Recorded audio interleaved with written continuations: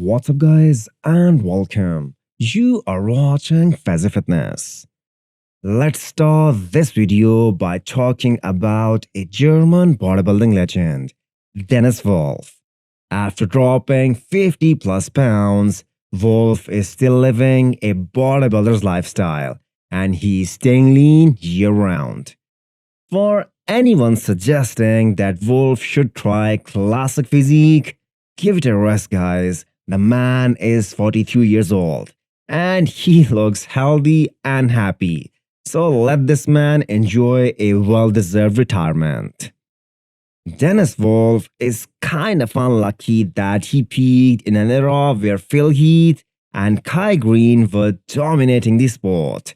Some would argue that 2007 Olympia, where Dennis shocked the bodybuilding world and went from 16th place in 2006 to 5th place in 2007, that Olympia was his best luck.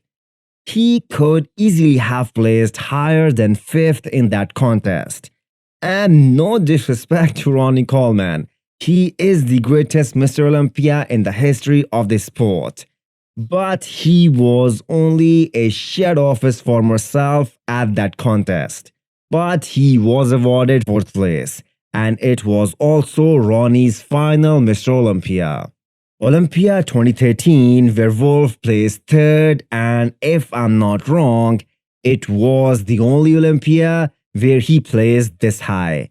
Jake Cutler went on the record saying that he had Wolf ahead of Greene in that Olympia. 2014 Arnold Classic, where we saw a great battle between Wolf and Shawn Rhoden, where Dennis Wolf came out on top.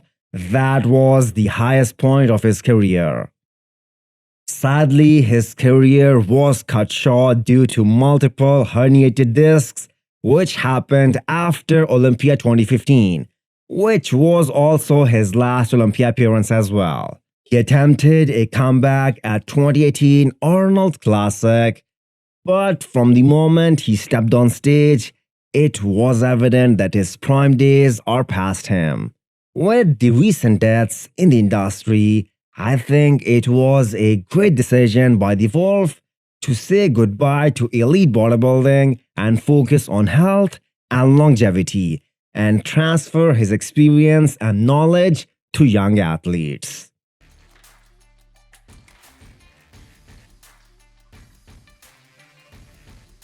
Another exciting pro debut coming up.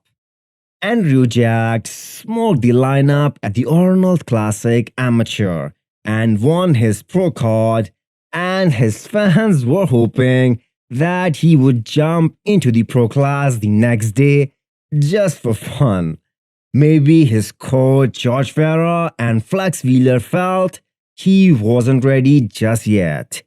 But good news is that the fans don't have to wait for a long time for Andrew's pro debut, as he announced that this physique update marks 10 weeks out, which either puts him in Texas Pro or Tampa Pro range.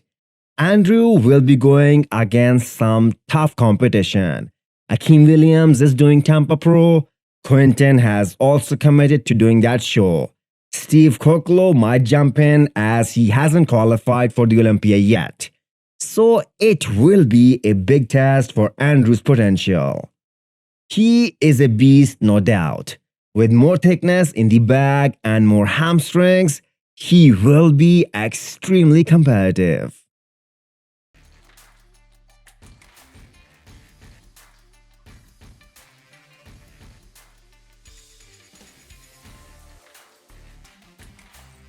It is official. Regan Grimes will continue his prep for the Olympia with Milos, and they are aiming for approximately 10 pounds more muscle on stage. Is that realistic? Absolutely not. It's already June, and Regan just started his off-season plan.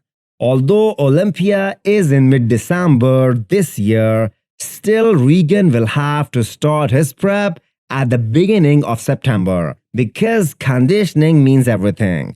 Otherwise, the outcome can be the same as what we saw at Boston Pro, regardless of how big Regan looks on stage. So, he has a total of 3 months to pack on more size. The target could have been more realistic if Regan and Milos started an off-season right after he won and secured the Olympia qualification at KO Pro 2021.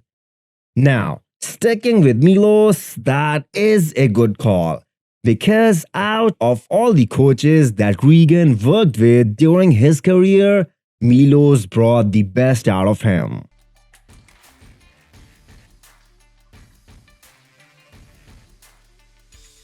Andrea Muzi has been added to Toronto Pro list, the guy who was 4th place at Cali Pro last week. I think he can be one of the guys battling it out with Shawn.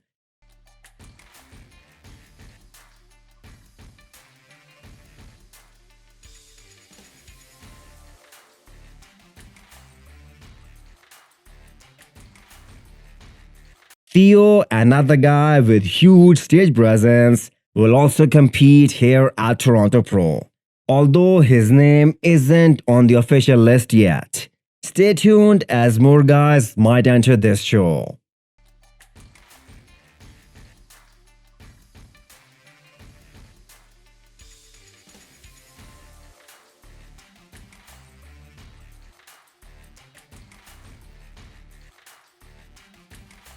Hit the thumbs up button if you like the video and smash the subscribe button if you wanna come back for more. Thanks for watching.